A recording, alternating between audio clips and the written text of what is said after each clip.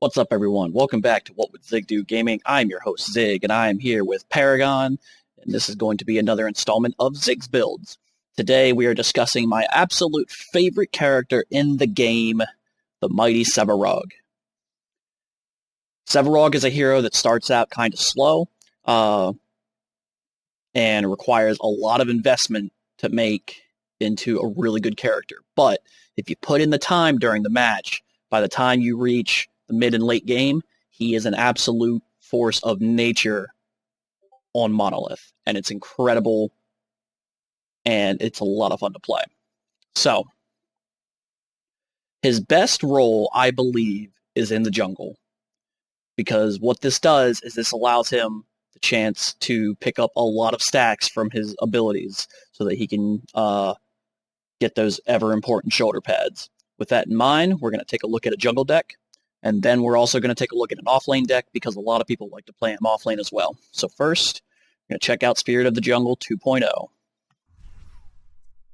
So, the main concept behind this deck is that at his core, Sevarog is built to be a tank. He accomplishes this by having a lot of CC and durability built into his character. So between his Subjugate, which has an incredible range, has a really good AoE size, and applies both a root and a slow. It's really good for setting up engagements, for catching people out, and the damage on it is actually rather impressive. And then, of course, he also has Colossal Blow for his ultimate, which can displace characters a substantial amount. It's on a super low cooldown. It's like 30 seconds. It is a little expensive for mana, but I mean, it's a 30-second cooldown. The damage is enormous, and it's just an incredible tool. With that in mind, there's something interesting about Sevarog, and that's the fact that he actually plays like a caster. Like, you're really going to focus on his abilities. What that means is focusing on basic attack, like attack speed, or crit bonus, or lifesteal, is actually pretty inefficient on him, I've found. Like, I have built Bruiser build Sevarogs where you just like go straight power and attack speed and crit and lifesteal, and they can be fun, and you can put out a lot of damage, but you're giving up the main focus of the character, and that's to be the front line. It doesn't help if you can subjugate somebody for an extra 150 damage and run in and Colossal Blow them for even more if you get blown up by the time you get in there. So, with that in mind, prime card is going to be the Centurion. That extra 500 health, fantastic. Your early game card, or your first card, as with all junglers, or most junglers, if we go back to my Seraph video, is going to be a Siphon. I personally prefer the Lord Siphon. This gives him extra health, extra mana for his abilities, because his abilities are what makes the character, and it gives him a little bit of mana regen for the early game. I think it helps kind of with his sustain, because you're a jungler, you want to stay out for significant periods of time so that you can cover for people in lane, you can set up ganks, and so that you can get the jungle cleared. But that doesn't mean that that's the end-all Siphon. If we take a look at Siphons that would be good on him, let's take a look here. The Magus Siphon is also a good choice. It gives you power, which is important, especially in the early game, and it gives you some mana. The reason I opt away from the Magus Siphon is that his Siphon scales at only 0.2, so 0.2 power that you put into it is going towards the ability. That's incredibly inefficient. And the fact, most of the power and damage that you get from your Siphon is going to be from your soul stacks. So it's better to just, I think, focus less on the power, since Siphon is going to be your primary source of damage, but it's not going, but it's not going to get a lot of hitting power from the power that you build in the deck. So then we also have Reaper Siphon and Stalker Siphon. I mean, I refer back to my previous comments. His basic attack, while it's good, I mean, it scales at 0.7. It has a high base damage. It is a little slow. So, I mean, the Stalker's Siphon has some merit to it, especially for the early game sustain. You'll get a little bit of attack speed, a little bit more lifesteal. And over here, you get a little bit more power out of it and a 4% chance to crit. So 4% of the time, you'll do really good damage. But that's not reliable. And you're not going to be building crit, so I don't see the point of either one of these. So let's talk about Oasis Siphon. I think this card is a crutch, and I think it's a really bad idea to rely on it. Like, I know a lot of people really like Oasis Siphon, but I'm not convinced. So here's my issue. It gives you health regen, and it gives you lifesteal. Great. You have enormous early game sustain. But you don't need it. You really don't. Like, you're going to be... When you clear the jungle with most junglers, you're going to be at 400 hit points because of your Siphon. Like, that's just how it works. Having this around just kind of... I don't know. It doesn't give you a whole lot to work with, I feel. Especially when you put it on characters that already have built-in regen, but that's another discussion for another day. On Sevarog, I'm not a big fan just because, again, it adds lifesteal, so you're focusing on his basic attack. The health regen is nice, I'll admit. It will give him enormous sustain as far as health, but I'm just not sold on the Oasis Siphon. So that's just me. Anyway, so Lord Siphon, you go through, you do your initial jungle clear. He is very, very good at the initial jungle clear. It's you're going to get to the river buff at 3 minutes at level 3 pretty easily. Your first back, you want to grab your ward. I go Sage Ward, just because power and health. I build very, very little power in the deck. Like, this is going to account for most of the power that gets built for the late game. But it's always important to have a Shadow Ward. You want to pick that up as early as possible. Now, you don't have to upgrade it immediately, because the upgrade bonus is a little lower than the other cards. So I usually end up picking this up, and I don't upgrade it until about 20 to 25 CXP. From there, it's time to build Sevarog for what he is. So you're going to go Spike Bone Plate and Snake Vine Mesh. So the reason we go with these cards is, one, they help with his power. In the early game, you're not going to be a real Wrecking Ball yet. Your stacks are still coming online, so your Siphon is slowly ramping up, but you're not going to have anything to make Colossal Blow or Subjugate hit very hard. And your basic attack, you need it to have a little bit of oomph behind it for your ganks. So with that in mind, you want power cards. But because he is a tank, you also want armor so that you can stay in the fights. And each soul stack is giving you 3 hit points. So you don't have to build any early game health, really, as long as you keep stacking correctly. Excuse me, sorry. And that's why the growth affinity is so amazing for Sevarog. And that's really where you want to focus most of your time, because you can build both power and armor. So same idea up here with Snake Vine Mesh. 3 1-point upgrades for power, and then when we upgrade it fully, we've got 12 ability armor. It's a really good deterrent in the early game. Whenever you run into your Shin Bs or your Gadgets or your Gideons, you're going to be able to really degrade the damage they can put out while you get in on them. It's really satisfying. So from there, we've got a couple different ways we can go. If you want a little bit more early game damage, here we've got a Shadow Scroll. This will give you a good amount of damage, and also it starts building your ability pen, which is very important for Sevarog late game. Because as I've mentioned, his abilities are really where the bulk of his power comes from. So you want to make sure that you get to your ever-important 30 ability pen, and we'll show how we get there later. I do have Drink the Spirits in here for more of a mid-game sustain card. I've found that it works a little bit better than the Siphon itself. So after you've got all of your early game items, you've got your low-level armor cards, and you've got your ward upgraded, you can pop in Drink the Spirits. It'll give you a little bit more sustain than your Lord's Ward does. And this one will also help you whenever you take out heroes, because you'll get a percentage of their health back, which can be pretty substantial. I mean, it doesn't give you an enormous amount. What is it? 5% of the unit's health? But I mean, 5% of 1,000 is much better than 5% of 200.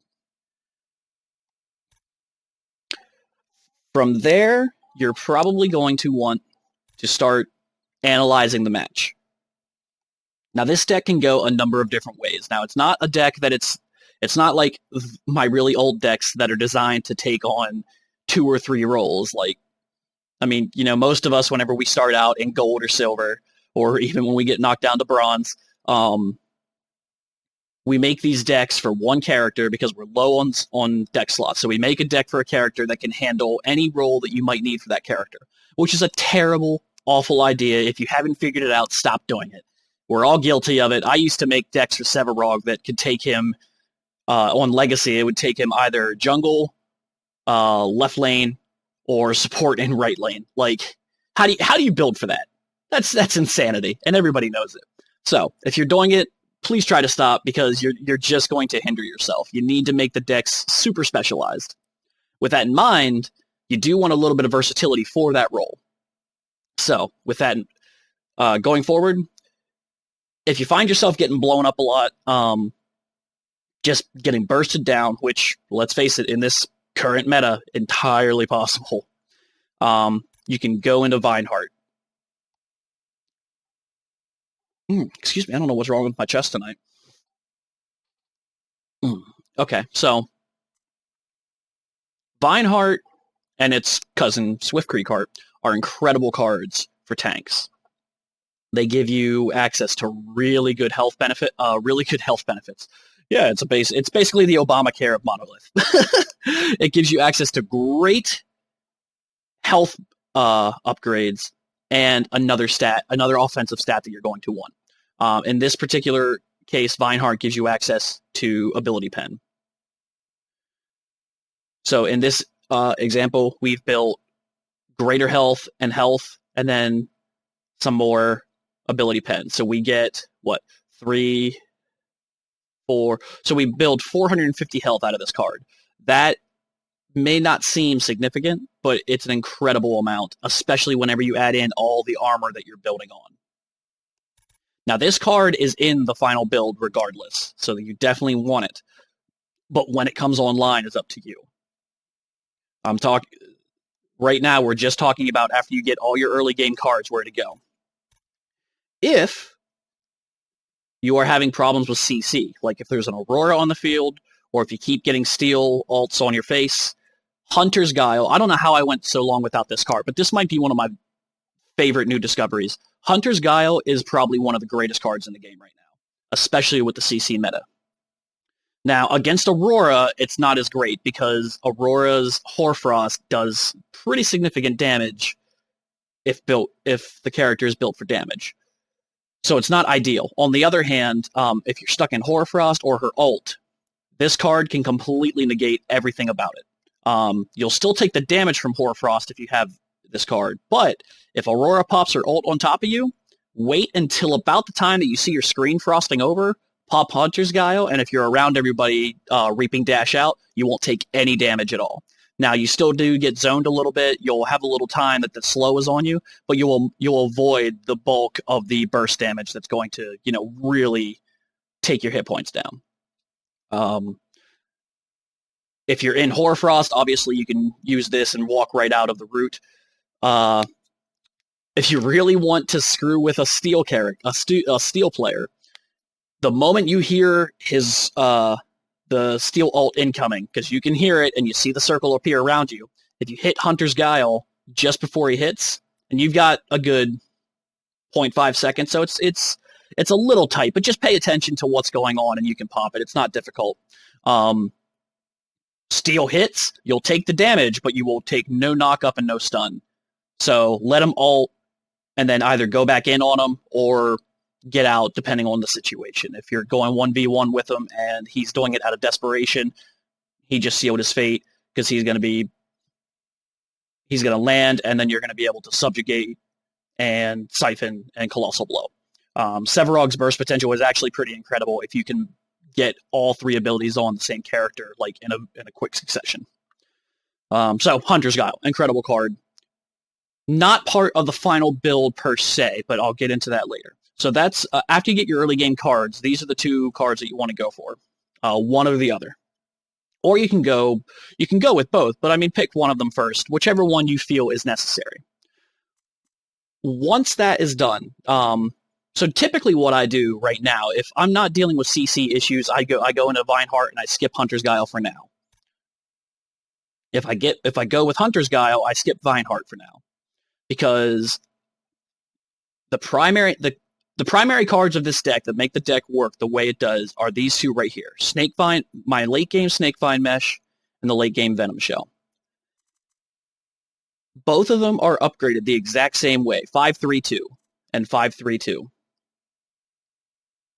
This builds an absolutely enormous amount of armor, and you'll be able to shrug off incredible amounts of damage. Like, Howitzer will fire his R2000 rocket at you, and it will do between 200 and 300 damage.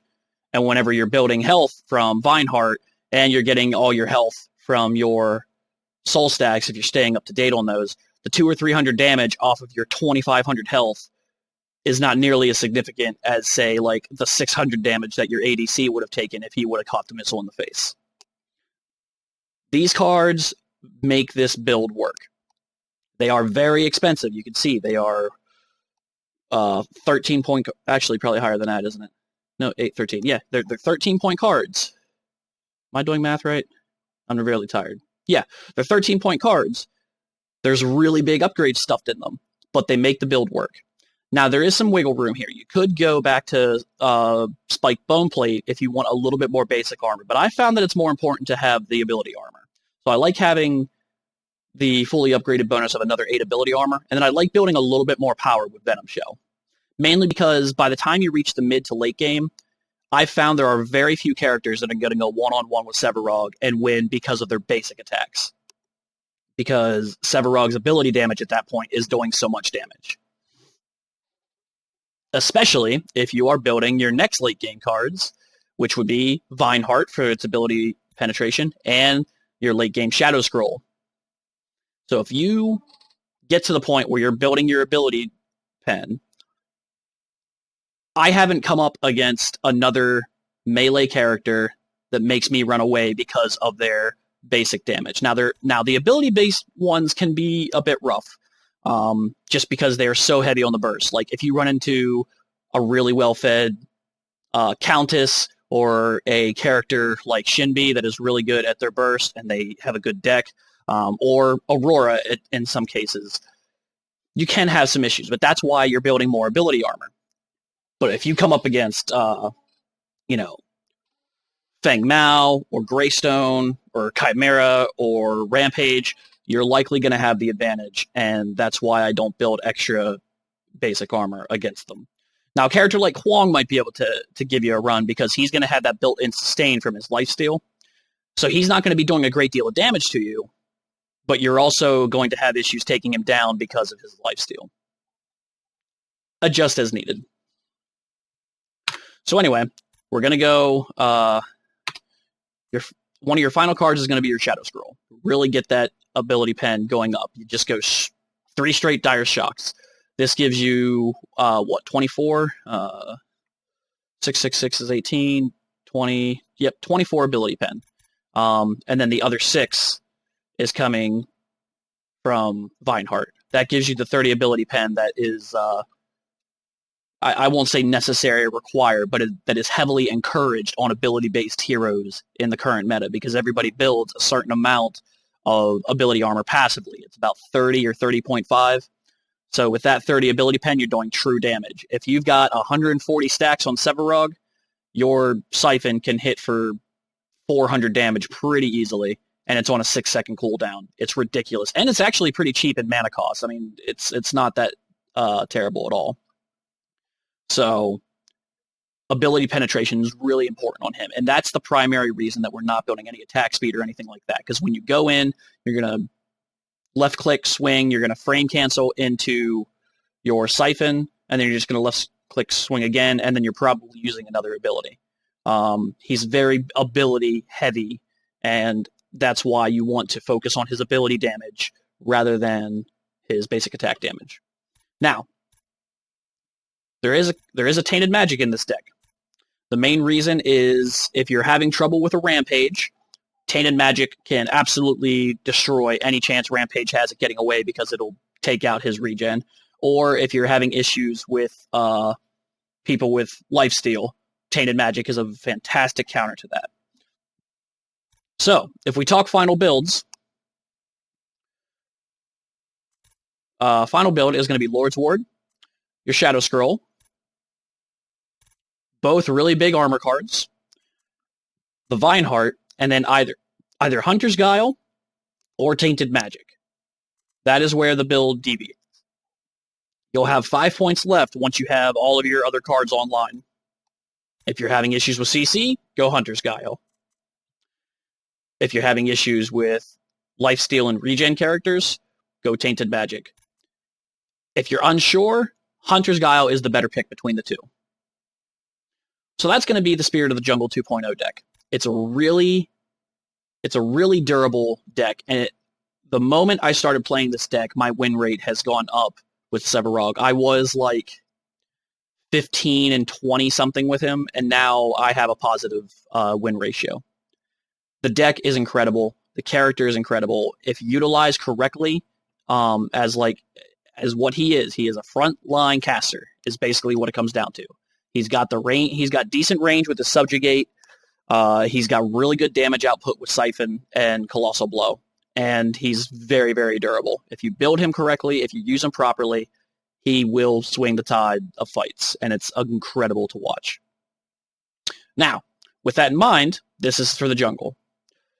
I personally really enjoy playing him in the offlane. I've heard a couple other people say the same thing as well, because jungling isn't for everybody. It's a really difficult role to play.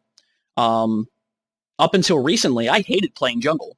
I had to really buckle down and work on my gameplay to get to the point where I can comfortably jungle. And it's not a role for everybody, and that's okay. It's a very specialized, very unique role. It requires a lot of awareness, and you're going to catch a lot of blame from a lot of people. Like, a lot of people don't like dealing with that. I catch hell so much whenever towers go down, people asking where I was. Sometimes it's my fault, sometimes it's not, but it's natural that everybody just blames the jungler. So, if you want to go in lane, we've got the Sevarog deck. Now, this deck is pretty similar in every aspect. With the final build is gonna be almost exactly the same. And now that I look at it, I haven't actually updated this with Hunter's Guile. So, but with that in mind, it's the same idea. Your final build is going to be your Sage Ward, the Shadow Scroll, your Snake Vine Mesh, your Spike Bone Plate, your Vineheart. Now, we have Mad Spore Sash in here for some early game to mid lane extra damage whenever you're trying to lane, just to help clear the lane minions out faster. The biggest issue with this is that the biggest issue you're going to run into it is if you're under a tower and you get near a hero, you're going to draw tower aggro. It's really annoying. But if you're in off lane, a lot of the times you need a little bit of help taking the minions out because you're being pressured. So Mad Spore Sash can really help with that. And whenever you're under your own tower, it can help kind of take the enemy heroes down without them even realizing what's going on. So, of course, in the off lane, best starting item is the Healer's Token. You can go Healer Token, Strike Token, Healer Token, Health Potion, a number of different ways to do it. And you've also got Blink Charm in this deck, just because I find that Blink is more useful on a lane character because you're usually in lane. You're usually running down the lane to try and get away. It's not that, a jungler can't use it, but... So same basic concepts are there for the deck, just slightly modified for the fact that you're not going to be in the jungle. So no Siphon, nothing like that. But the same early game sustain idea is going to be important. You're probably going to want to go into the Shadow Scroll a little earlier to help you deal with the aggression that you're feeling, that you're getting, but you also want to make sure that you get these armor cards online, and definitely your health card. So, anyway, that's going to be the video. I have a number of videos on my channel about Sevarog using this, using my jungle deck. You can see how the gameplay goes. I'll link one or two of them in the description so that you can see the actual deck in action. Sevarog is a really unique character. He's the only one with like that kind of stack mechanic where he keeps the stacks and he builds outside of the deck. Outside of the deck, he gets additional stats through the course of the game. It makes him a really unique character, but you have to get those stacks. If you don't get those stacks, you're going to be severely underpowered. So it's important to understand the gameplay behind him. The deck will only get you so far. But with these styles of decks, whenever you're building for durability with some ability damage, or rather ability penetration, the character can really turn into just an absolute monster in any game, and it's a lot of fun. And there's a reason that you see him have a high pick ban rate in the tournaments that happen.